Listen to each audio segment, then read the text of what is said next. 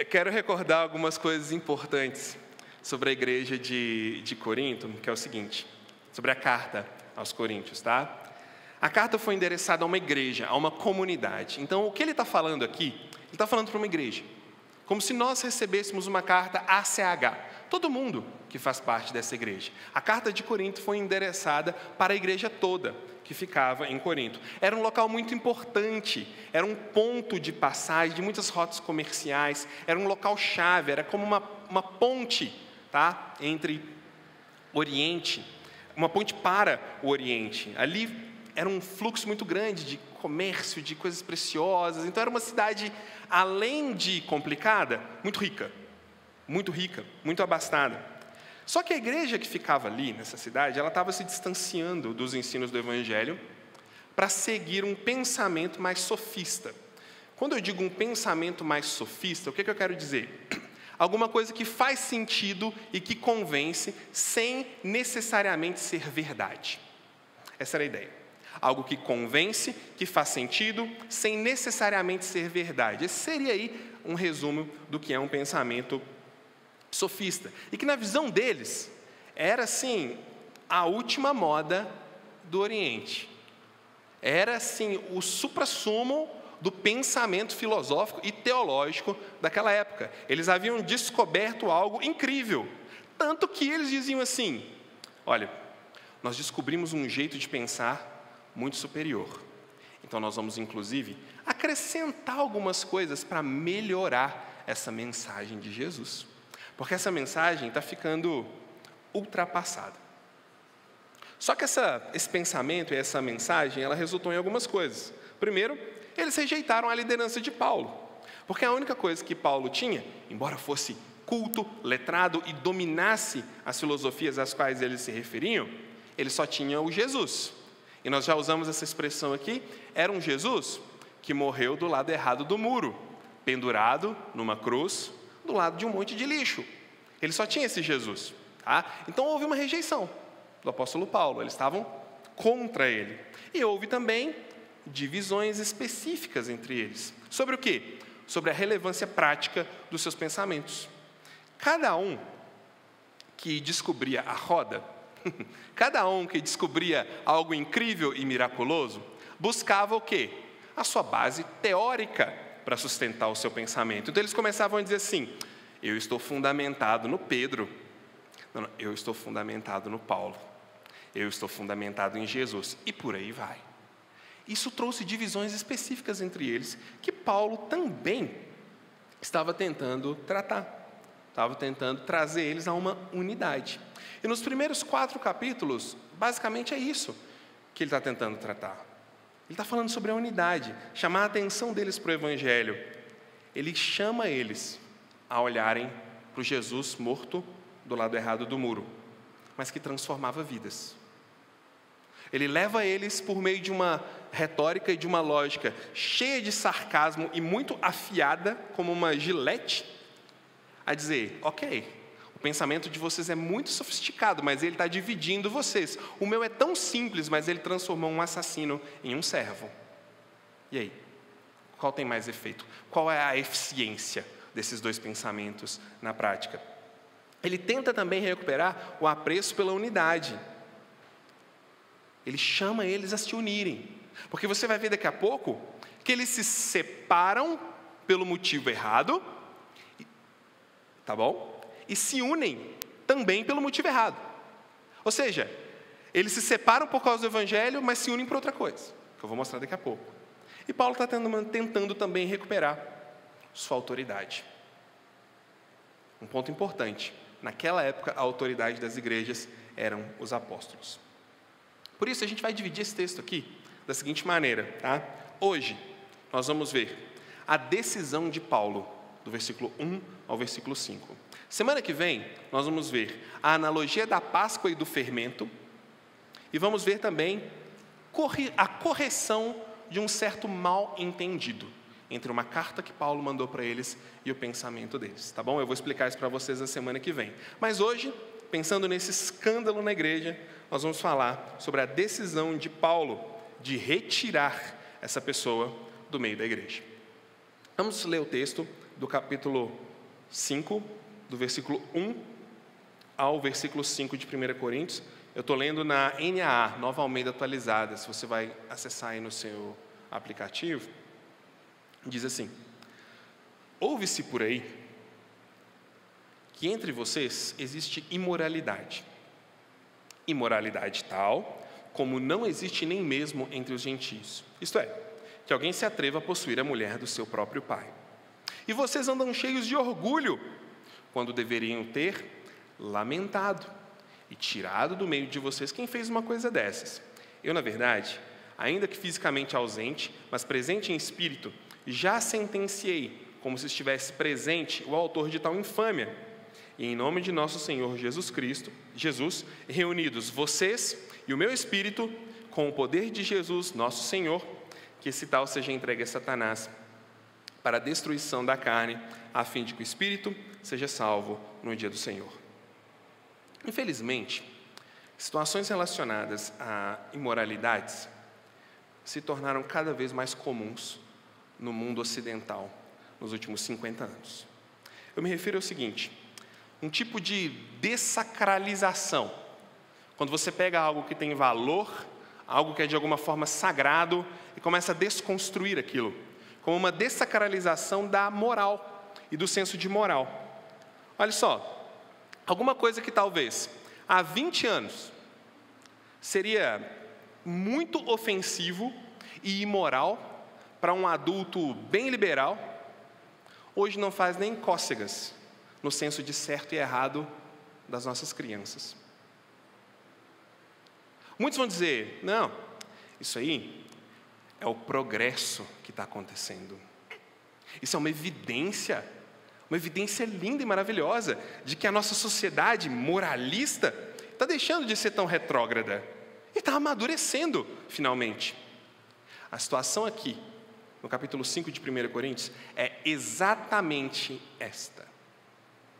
Os coríntios da igreja, todos, em nome da sua nova base de fé, regada a sofismo e arrogância intelectual, estão chegando ao ponto de tratar algo moralmente detestável como uma coisa normal. É isso que está acontecendo ali. Paulo está chamando a atenção deles para isso. Várias vezes eu mencionei para vocês o apelo pastoral de Paulo, de dizer: parem, por favor, voltem, prestem atenção, como vocês chegaram até aí. É isso que ele está fazendo aqui, é uma tentativa de trazê-los de volta. É como se ele olhasse para trás e tentasse, como fala em Apocalipse, a carta às igrejas: onde você caiu, volte, acordem, prestem atenção. Como a gente sabe, e se a gente não sabe, você vai aprender hoje, todo pensamento,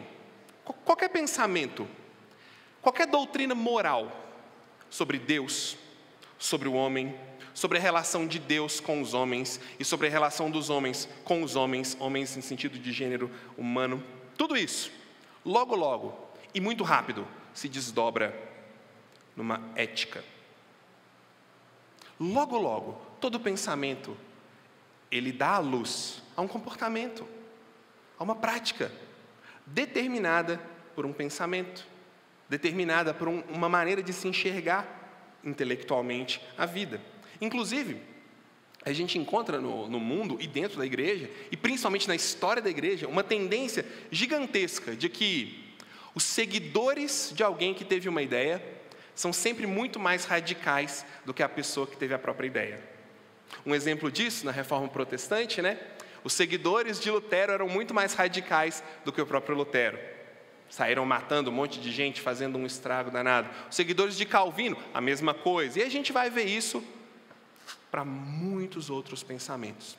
Ou seja, uma ideia logo se desdobra em um comportamento. E a segunda geração normalmente é sempre pior. Mas os coríntios estavam se esquecendo de uma coisa. Nesse progressismo religioso, que eles estavam aqui, no sentido de que nós estamos progredindo. Não importa o que aconteça, a gente está progredindo, a gente está se tornando melhor. O ontem é ruim, o hoje é melhor, necessariamente. Isso estava sendo visto no comportamento deles. Eles se esqueceram de uma coisa. Vou contar para vocês uma história. Eu sempre conto histórias para os meus meninos, e nessas histórias tem sempre alguma coisa, alguma verdade moral e ética entre os princípios ali. E uma vez eu estava passeando com eles, de carro, na orla da Lagoa da Pampulha, estava chovendo, e eles começaram a me perguntar que bicho que tinha lá. Que bicho tem aqui, papai? Então foi uma oportunidade, eu falei, vou contar para vocês uma história. Certa vez, há muitos anos atrás, um explorador, um biólogo, que estava andando aqui às voltas da lagoa, encontrou um ovo. Ele olhou aquele ovo, não identificou muito bem do que era, mas ele disse, vou levar para casa, não tem problema. Quando ele chega em casa, ele coloca uma luz incandescente sobre aquele ovo, para que ele esquente, ele não balança, ele não sacode, ele deixa ele cercadinho, e de repente, o ovo começa a se quebrar. E lá de dentro, sai uma pequena linguinha fendida. Era uma cobrinha. Em homenagem ao pensamento que ele teve, quando ele encontrou o ovo, ele batizou a sua cobrinha. E o nome dela era Não Tem Problema. Ele gostava muito da Não Tem Problema. Ele brincava com ela, ele carregava ela em suas mãos, e ele sempre dava girinos para ela comer. Ah, mas a Não Tem Problema cresceu um pouco. E ele já não dava conta de encontrar girinos para ela, então ele dava ratinhos para Não Tem Problema. Mas ela foi crescendo cada vez mais, e a Não Tem Problema foi crescendo cada vez mais, e agora ela comia lindos e singelos coelhinhos. Foi aumentando o volume, e a Não Tem Problema agora já comia um cabrito toda semana. Não Tem Problema cresceu, Não Tem Problema cresceu, até que um dia seu dono na sua barriga desapareceu. Não tem problema. O que eu queria ensinar para eles? Certas coisas, né? Que a gente trata como pequenininhas. Pensamentos bobos. Verdades morais inofensivas. Não tem problema. Podem se desenvolver. E quando cultivadas, se desenvolvem mais ainda. E podem chegar ao ponto de se tornarem incontroláveis. E se transformarem num grande problema. O que estava acontecendo em Corinto era isso. Eles acharam uma cobrinha chamada vida intelectual sofista. E começaram a cultivar aquilo. Olha como somos inteligentes. Olha como somos legais. Olha como o nosso pensamento é sofisticado. Olha como somos bons. De repente eles estavam corrigindo o evangelho. Mas não tem problema. É só um pequeno desvio.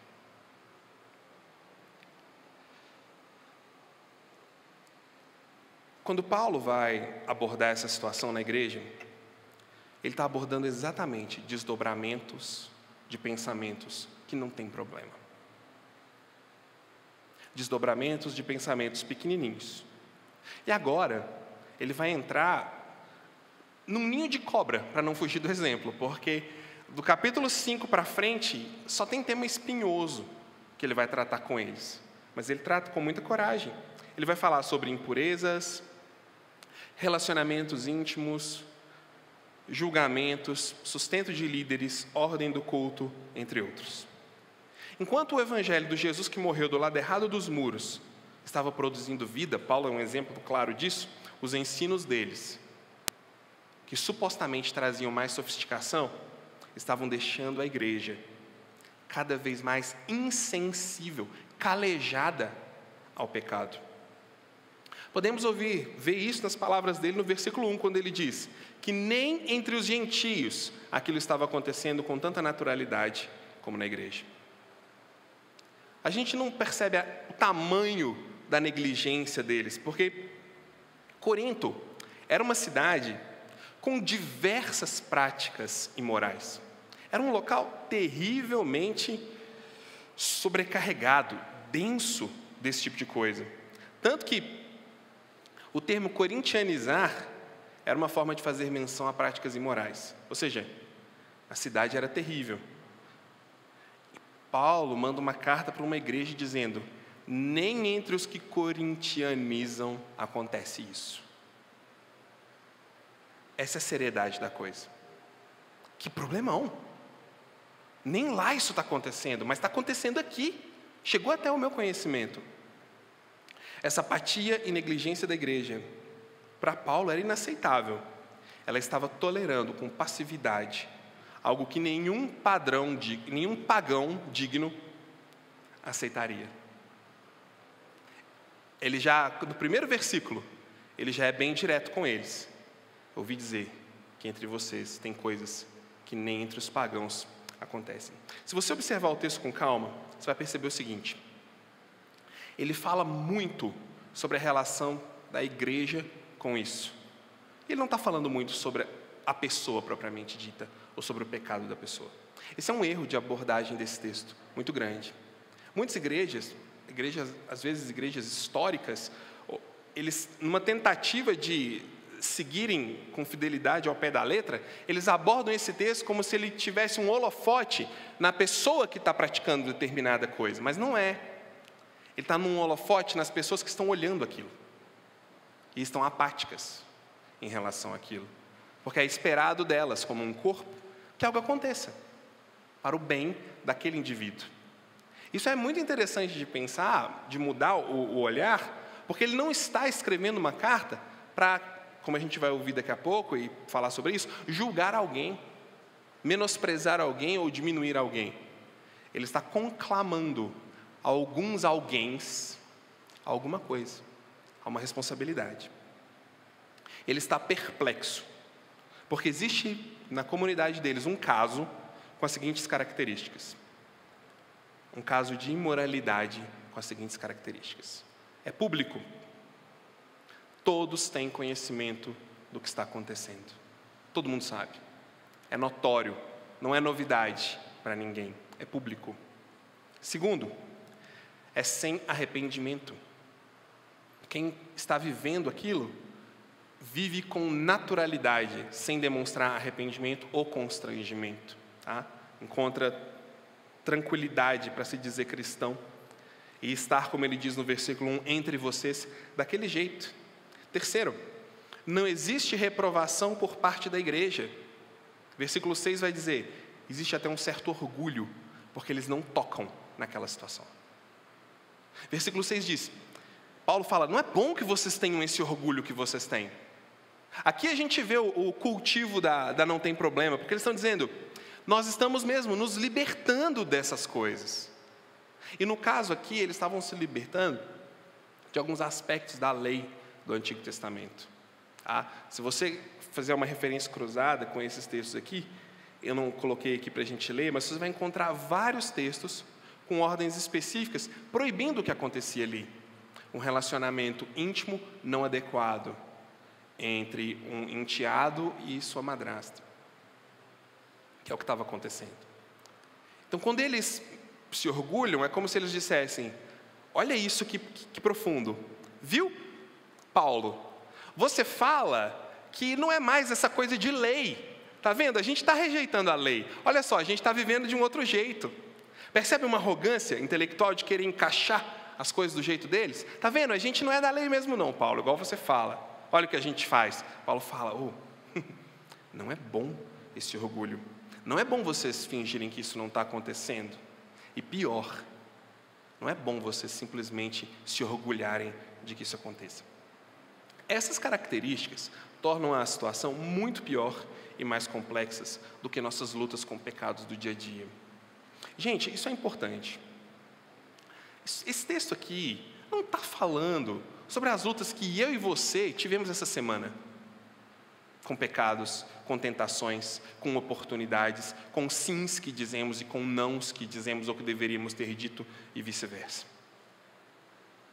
É uma situação muito mais profunda e muito mais complexa, de literalmente, a cobra cresceu e estava engolindo eles. Abordar esse texto e ler esse texto pensando no dia a dia é terrível, é ridículo. Porque vai nos tornar fiscais. Nós vamos ficar, o que está acontecendo? Pecador. Porque é o que às vezes acontece. Essa não é a ótica pela qual a gente aborda esse texto. Aqui a gente está vendo o resultado de uma negligência que começou lá atrás com coisas simples, tá bom? Mas aqui a gente está vendo a situação complexa, feia, terrivelmente complicada, tá? Isso é importante você ter em mente. É uma pessoa que não se arrepende, com coração duro, extremamente duro, mas ainda assim se diz como uma cristã. Inclusive, um cristão superior aos outros, com uma arrogância intelectual por viver naquela prática. Eu me libertei dessas coisas que vocês seguem, eu estou livre disso. Eu não tenho essas amarras morais mais. Eu estou em outro patamar. Isso para mim já passou. Antes eu era legalista, agora eu sou assim. É isso que ele está dizendo. É isso que ele está esfregando na cara da igreja. Mas é um grande equívoco sobre o que isso significa, sobre o que legalismo significa e sobre a gravidade desse problema. Mas vamos continuar na história. Eu só estou contando a história para vocês até agora. Essa igreja, ela estava dividida numa questão. Se você olhar o capítulo 1 ao 4, você vai ver. Eles se dividiram quando? Sobre a funcionalidade do evangelho na vida. Eles estavam divididos com relação ao evangelho. Com relação ao Jesus, eles se dividiam. Com relação a como o evangelho funciona, eles brigavam. Com relação ao efeito da obra de Jesus, eles se mordiam. Mas sobre o pecado e sobre a negligência, eles se uniam. Eles estavam desunidos para o certo e unidos para o erro. Podemos dizer com certa tranquilidade que essa atitude e esse orgulho vêm sim da suposta iluminação intelectual e das evidências reais que eles haviam recebido de Jesus, dons e salvação. Se você voltar no capítulo 1, do versículo 4 ao versículo 7, você vai ver Paulo se alegrando por eles, dizendo: eu estou feliz que vocês são uma igreja que tem entre vocês muitos dons, que recebeu o Espírito.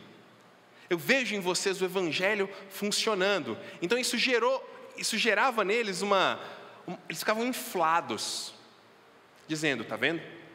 A gente vive assim e Deus ainda nos abençoa. Logo, é um silogismo, né? Logo, Deus está conosco. Logo, Deus apoia o que a gente faz. Isso inflava eles. Em outras palavras, o seu argumento é: vivemos dessa forma e Deus ainda nos dá dons de salvação? Com certeza estamos no caminho certo. Eles estão pressupondo que deixar de lado os cuidados morais é um sinal de maturidade espiritual. Isso é tão atual. Isso é tão atual. Eles estão achando que deixar de lado cuidados morais é sinônimo de espiritualidade. Não, são coisas do tipo: eu não sou tão legalista. Defina legalismo, não sabe. Igual esses dias eu vi na televisão uma pessoa e perguntaram para ela: a gente precisa de mais. Ela estava falando sobre alguma coisa sobre fazenda. Perguntaram para ela assim: o que é o Ministério da Fazenda? É onde o governo cria as vacas, os porcos, é onde o governo cuida da agricultura. Basicamente é isso. Eu não sou mais legalista. O que é legalismo? É quando não pode isso, não pode aquilo, é olhar princípios morais. Opa, calme. Isso não é sinônimo de crescimento. Pelo contrário, quando a gente afasta do verdadeiro evangelho que liberta, a tendência é ficar mais legalista ainda com a libertinagem. E isso é um fenômeno. Lembra que eu falei? As ideias vão se tornando práticas, aqueles que seguem os precursores ficam cada vez mais radicais. Mas enfim, tendo em vista essa situação, Paulo desafia eles a uma coisa.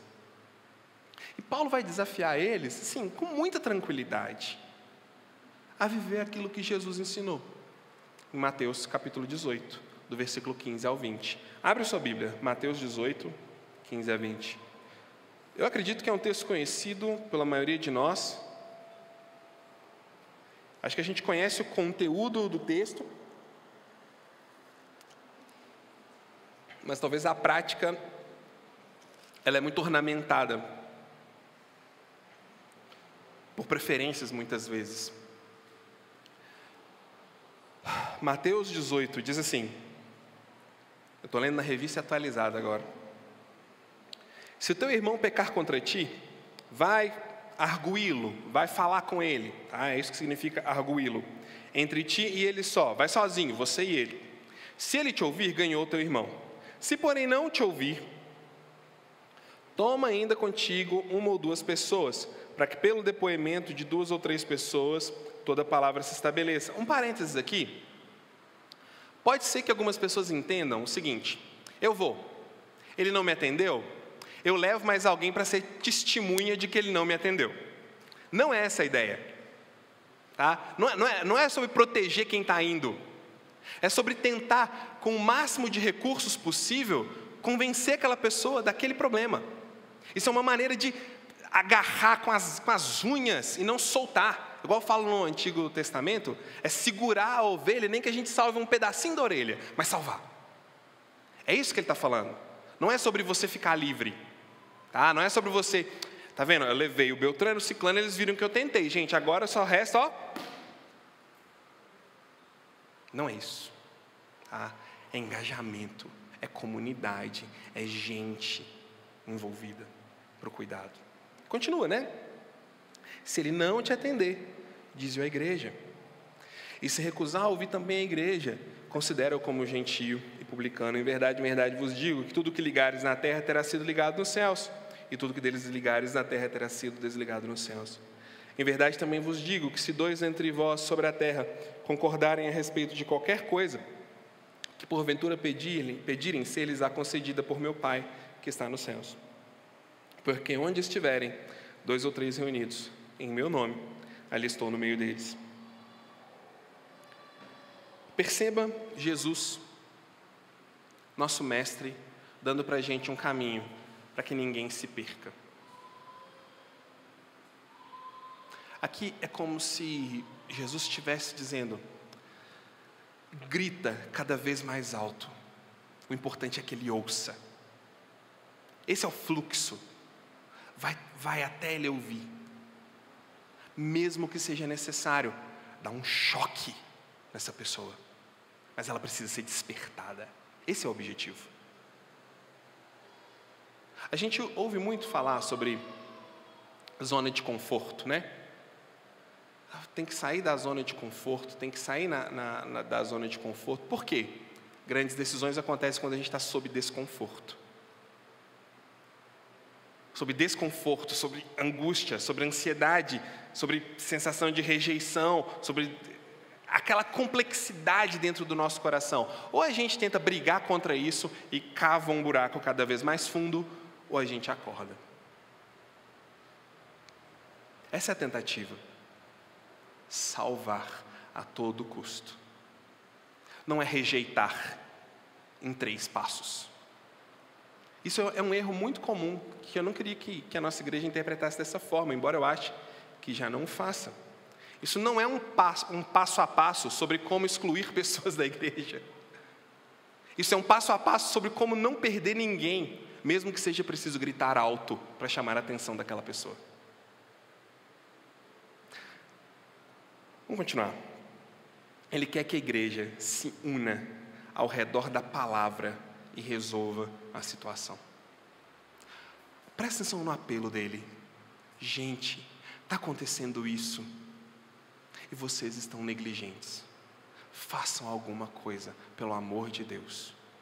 E no final ele vai mostrar por que ele está incitando eles a fazer alguma coisa, mesmo que o corpo se corrompa, que ele seja salvo no dia de Cristo. E aí a gente volta a alguns capítulos anteriores, quando Paulo disse: serão provados pelo fogo, e mesmo que as suas obras se queimem, mesmo assim será salvo. Paulo quer que essa pessoa experimente isso, mesmo que ele sofra, mas que ele não se perca. É uma tentativa de gritar alto para trazer essa pessoa de volta. E Paulo, com muita tranquilidade e muita serenidade, mas também com muita firmeza, diz: a maneira de fazer isso é o que o mestre disse: vai até lá. Então aqui ele está convidando a comunidade a fazer uma coisa super desagradável: sair da sua zona de conforto e tocar em situações difíceis, mas que precisam ser tocadas. É isso que ele está convidando eles a fazerem. Paulo está dizendo: acordem e façam algo. Ele quer que a igreja se una ao redor da palavra, por isso ele usou Jesus Cristo. Ele quer que a igreja viva os dons que foram afirmados no capítulo 1. Quando a gente fala de dom, um dos dons, exortar. Ele está dizendo, se vocês receberam os dons, pelo menos então exerça isso e exorte essa pessoa, vai lá. Fala com ela, conversa com ela. E se preciso for, grita alto, mas pelo menos esse começa aí. É o convite dele para essas pessoas. Ele está dizendo, vocês são de fato uma igreja. Eu não tenho dúvida disso, mas que precisa se organizar para andar de acordo com a nova vida que recebeu. O que ele está reafirmando? Não vivemos pelas obras da lei. Não vivemos escravizados por aquilo que os fariseus têm para nós, por moralismos sem fim e por religiosidade vazia. Mas temos sim uma nova conduta que reflete quem somos. E ele está chamando eles para isso. 2 Coríntios capítulo 5, versículo 17 diz assim: e assim, se alguém está em Cristo, é nova criatura. As coisas antigas já passaram, e eis que se fizeram novas. Existe um processo. E Paulo está chamando, venham para esse processo. Vocês têm que crescer. Eu quero que vocês cresçam. Quero que vocês experimentem um ambiente onde vocês possam crescer. É como se ele dissesse, vocês não se tornaram pessoas melhores porque estão fazendo vista grossa a um pecado. Vocês não estão sendo mais amorosos porque vocês fazem vista grossa a isso. Vocês não estão sendo mais receptivos porque vocês fazem vista grossa a isso. Vocês não estão comunicando mais com a cultura porque vocês fazem vista grossa a isso. Não, não é esse o caminho. Reúnam-se e cuidem dessa pessoa. Cuidem dessa situação. Façam alguma coisa. É isso que ele está querendo dizer para eles. É dessa arrogância que ele quer tirar eles. O que torna o caso mais triste. O que torna mais triste esse caso é que, mesmo sabendo da importância do processo, Paulo já tinha evidências suficientes para afirmar que o processo chegaria até o último estágio. Porque ele disse, eu mesmo até já o sentenciei, não estando aí com vocês, mas em espírito. O que vocês têm que fazer agora é viver o processo, mas o resultado vai ser o último passo. Mas vivam o processo. Que interessante ele falar isso, né? Ele já sabia. Ele já tinha sentido o que ia acontecer. Mas mesmo assim, ele quer dar àquela pessoa a oportunidade de ouvir, de gritarem com ela, de chamarem ela, de falarem para ela, de tentarem trazê-la de volta. Mesmo ele sabendo. Como um profeta do Antigo Testamento, que pregou e ninguém nunca ouviu a pregação dele. Mas mesmo assim ele não deixou de pregar. O profeta Isaías. Paulo diz, eu já sentenciei essa pessoa. E ele diz, ele deve ser tratado como alguém que não é cristão. Não era apenas o sentimento e percepção de Paulo. Não era o feeling dele. Não era o que ele achava. Não é porque ele não gostava daquela pessoa. Não é porque era uma coisa política. Não. Havia um problema ali. O fato dele ser tão taxativo se deve ao estado apostólico de autoridade que ele tinha. Ou seja, ele era responsável pelas igrejas e precisava dar uma direção clara sobre o que fazer em situações tão difíceis e tão complexas. A comunidade precisava de uma ética, de um comportamento cristão para atuar. E isso vinha de onde? Dos apóstolos. Nesse ponto, gente, as comunidades cristãs, elas ainda eram muito novas. É o início da fé. Hoje nós olhamos para trás com mais de 2000 anos de história. Mas eles olhavam para trás e o que eles viam? Um Salvador que morreu do lado errado do muro, num monte de lixo, com os ladrões. Eles precisavam ser ensinados sobre o que fazer. E é isso que Paulo está fazendo. Nesse caso, nessa situação, não tenham medo, façam isso. Uma nota importante sobre o julgamento que eu quero trazer para vocês aqui. Até tomar uma água. Sempre existe muita confusão quando a gente fala sobre julgamento. Depois, se você quiser conversar mais sobre isso, a gente está à disposição. Mas tem uma confusão quando se fala em julgamento. Porque normalmente, usar a frase, você está me julgando, é uma boa saída quando a gente se sente confrontado ou acusado. É a resposta cristã padrão para escapar de exortações. Você está me julgando. Porque ela meio que lacra a outra pessoa, faz a gente se sentir mal. Já aconteceu isso várias vezes comigo, você não sabe quantas vezes. Você está me julgando, pastor. Dá uma sensação, será que eu estou mesmo? Será que é pecado? O que está acontecendo? Isso trava. Virou uma resposta padrão no meio cristão para escapar de exortações e confrontos. Mas o nosso próprio mestre também dizia, né? Não devemos julgar, pois com a mesma medida que julgamos, seremos julgados. Mateus capítulo 7, do versículo 1 a 5. Mas tem uma diferenciação aqui muito importante sobre julgamento, uma diferenciação prática, que é o seguinte: quando que julgamento é condenado?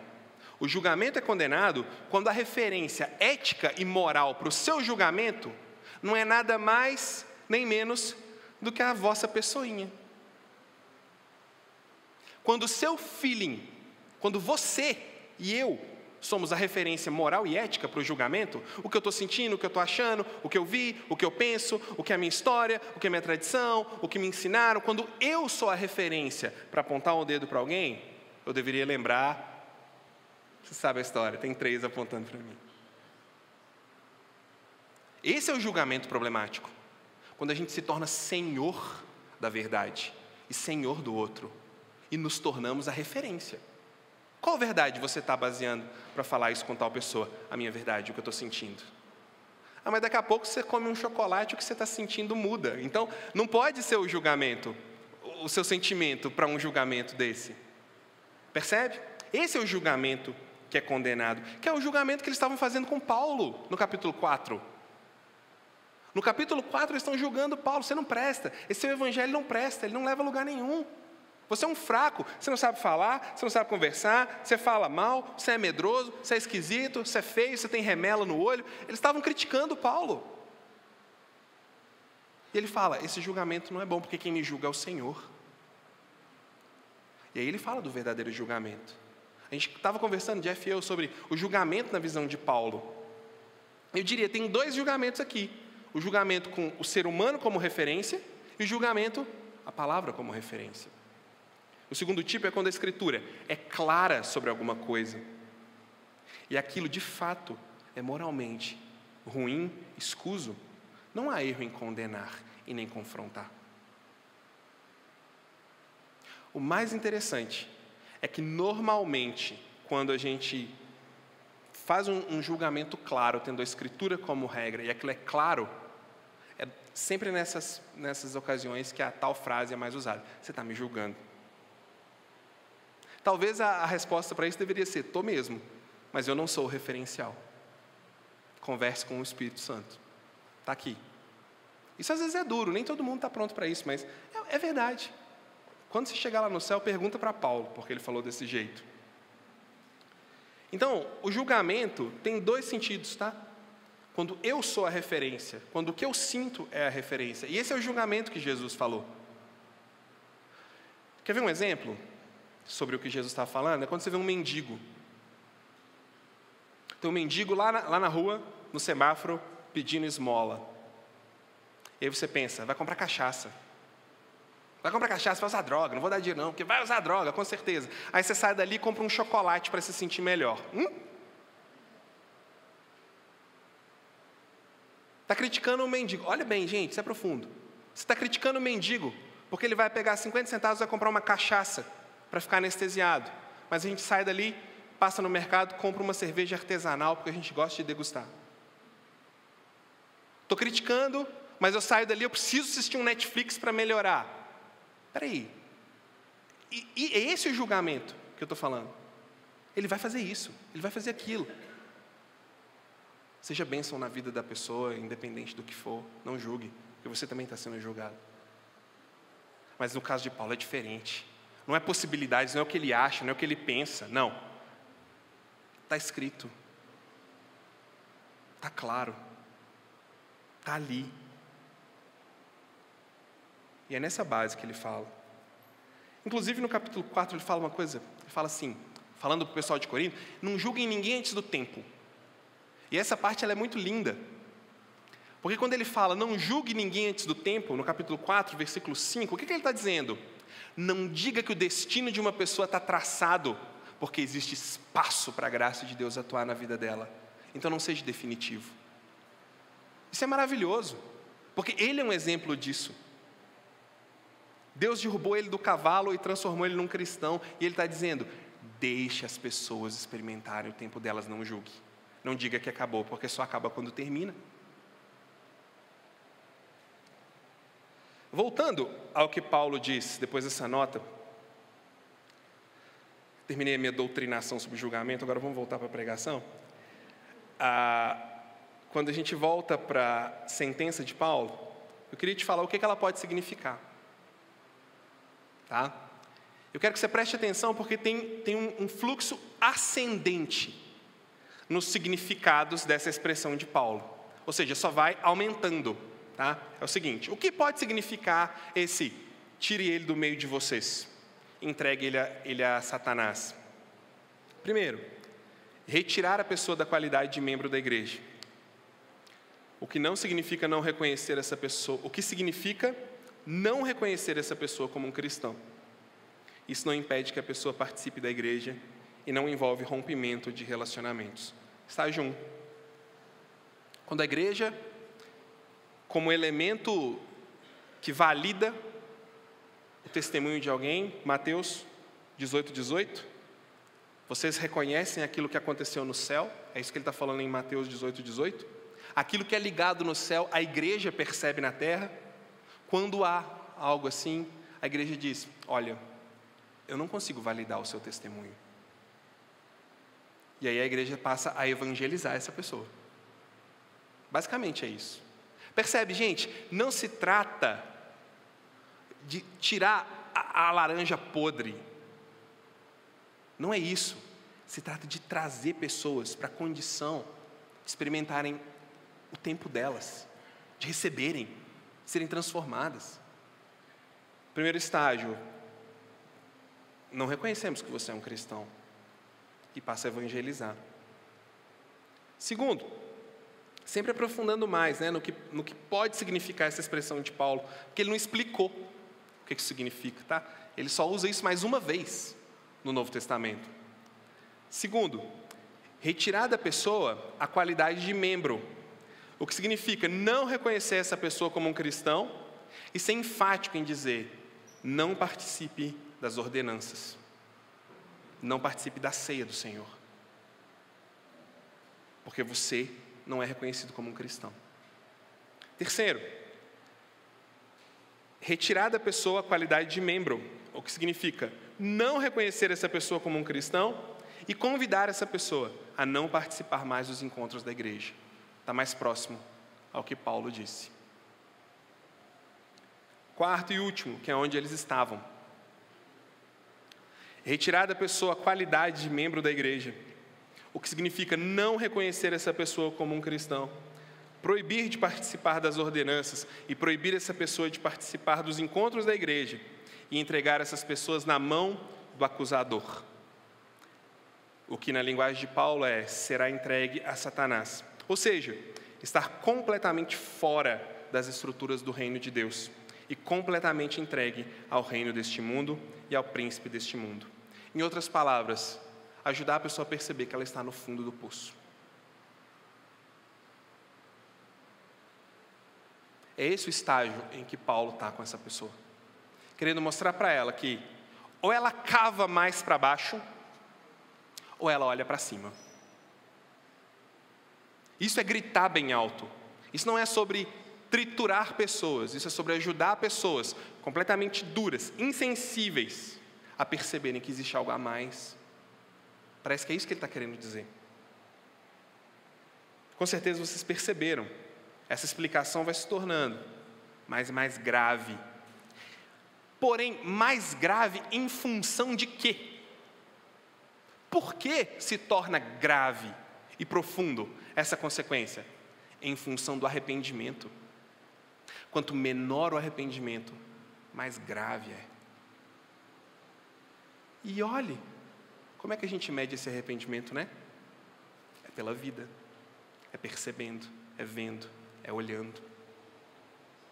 O caso de Corinto parece ser o mais severo, porque nada mais toca o coração dessa pessoa. E tem uma estratégia no que Paulo está falando aqui, que dá um laço com o que ele fala lá no primeiro versículo. No primeiro versículo ele fala o seguinte: nem entre a população mais imoral da região alguém faz isso. Nem lá eles fazem isso. Agora Paulo diz: devolvam ele para essa comunidade. Até essa comunidade vai rejeitar ele. Até a comunidade que supostamente é tão liberal e tão aberta, vai rejeitar o que ele estava fazendo. E a expectativa é que ao ser rejeitado lá, ele se arrependa, se lembre da comunhão que experimentou, do perdão que viveu, da receptividade da igreja para recebê-lo de volta como um arrependido e volte. O que ele está chamando a igreja a fazer é se unir pelas causas certas. Se unir pelas causas certas. E providenciar uma forma de despertar seus membros sobre o mal que porventura pratiquem. Mas lembrem-se, isso é um caso extremo.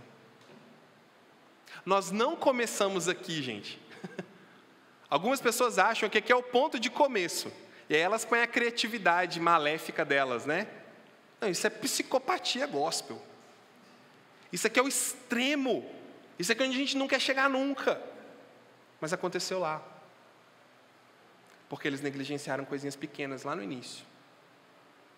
Imagina, depois que você lê a história, você vai ver o que esse menino fazia. Imagina se quando alguém percebe que na igreja ele sentava de um jeito muito próximo da madrasta dele e chama e fala: oh, isso não é bom não, você está desrespeitando seu pai, para com isso, senta do outro lado. Talvez teria apagado um incêndio todo. Estão percebendo? Não tem problema. Não vamos mexer ali. Ele vai ficar chateado, ela vai ficar triste, ele vai ficar ofendido. A gente não pode tocar nisso. Não vou falar porque ele vai... A gente é chamado para ser corpo nesse sentido. Tem um exemplo que eu acho muito bonito e histórico. Eu queria até mostrar para vocês. Dá para colocar aí, Emerson, a catedral? Recentemente eu estava estudando as grandes catedrais. E tem essa catedral que fica na França. Catedral de Chartres. Não sei falar como Chartres, né? Catedral de Chartres, na França, e ela tem uma história muito interessante. A construção dela foi iniciada em 1145. 1145. E ela é toda cheia de simbolismos e tudo mais. Só para você ficar com vontade de pesquisar, sabe por que ela tem as pontas fininhas? As torres fininhas são a parte mais alta? É porque ela está apontando para o divino. Ela está apontando para o céu, apontando para Deus. Como se ela dissesse: toda a grandeza que você vê nessa catedral não é nada perto ao que você vê lá em cima. Por isso é uma construção gigante, cheia de telhados, cheia de portas enormes, cheia de detalhes, com figuras de santos, de anjos, mas na frente dela você vai ver 2 torres enormes, como cones pontudos apontando para Deus. Essa catedral, ela pegou fogo. Antes dela ter ficado bonita como ela está aqui, em 1171, se não me engano, ela pegou fogo. E eles tinham uma relíquia lá. Agora eu não estou fazendo julgamento sobre crer ou não na relíquia, eu acho que era uma maneira deles expressarem a fé deles, a gente não cria assim. Mas eles tinham uma relíquia que era um manto da anunciação, que supostamente era o manto que Maria estava usando, quando o anjo visitou ela. Eles tinham isso guardado lá. A gente sabe que não era, mas para eles era. Estava lá guardado numa cripta. Pegou fogo a catedral. Caiu tudo. Quando eles foram revirar os escombros, adivinha o que estava lá, dentro da cripta, intacto, sem uma fumacinha? O tal do manto. Esse manto foi a motivação deles para construir essa catedral gigantesca aqui, ó. Não sei quantas salas, não sei quantos átrios, com 2 torres maiores ainda do que as primeiras, porque eles se uniram para uma causa. Acho que 1 Coríntios 5 é uma maneira de Paulo dizer o seguinte, isso vai ficar muito gospel, mas é verdade: encontre o manto na igreja. Encontre a causa para se unir.